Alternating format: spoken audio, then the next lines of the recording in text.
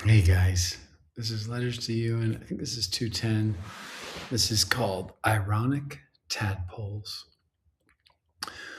Dear Johan, equanimity requires me to compensate for different types of metaphorical astigmatisms on ongoing bases. There are things that I should always pay attention to that consistently leave my attention. If there's ever a thing where if it never left my awareness, I would always be more integrated and whole, then I should keep that thing in my awareness all the time. And any effort to keep it in my awareness is called adulting. And any failure to carry it is called adulting. And any choice to not carry it is beautiful too. There are things that always look like the opposite of what they are.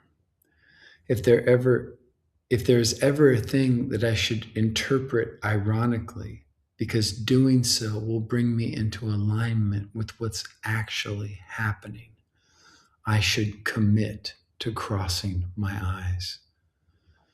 This is not a time for me to feel offended. This is a time for me to be unseen. This is not a time for me to defend. There is someone else's pain in my awareness. I've learned the art of relaxing while carrying. What can be carried when we're in total surrender is what should be carried. Remember how many friends were let goable during COVID? My mind went to the witches in his dark materials. They had to go somewhere that their animal soul companions couldn't go. And you can never be that far from your soul without dying, usually.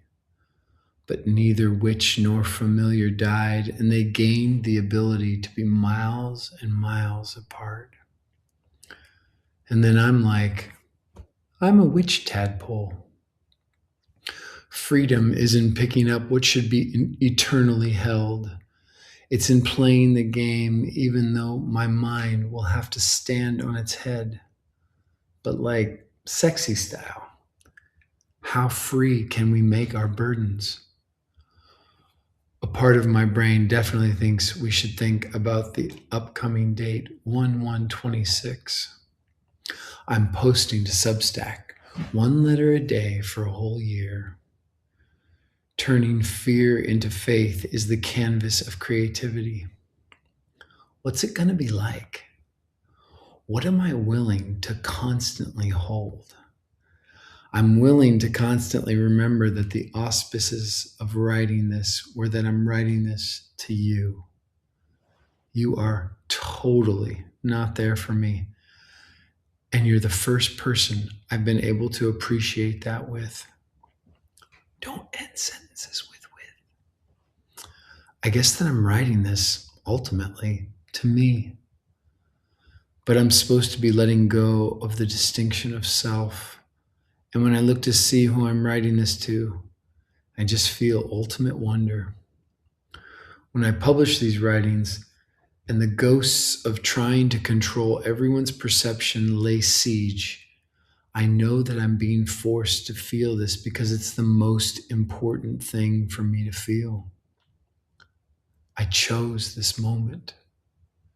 Tie me up and tie me down. I'm not here for an experience. I'm here for the experiencer. Life is a therapy attempting to awaken something that cannot take things personally. I almost said in me, but that feels like sticking a finger in a Chinese finger trap after just getting it out. I recorded myself reading some letters for Substack. I played one from my friend JP, and he said it felt different than when I read a letter while we were out at a restaurant in Portland. It was more conversational. I want that too. I want to be alive in this process the whole time. I also don't want to mail it in because I'm worried about trying and failing. Something in me perks up when I own knowing that energy. I draw on other energies that I learned while singing in a band. It's showtime. That will be my little prayer. I know I want it to be real, and I know I want to be alive in every moment doing it. But I am of the image that knows performance is authenticity. It's nice in me now. The nervousness's pH was just adjusted to pleasure. Wish me luck, Mike.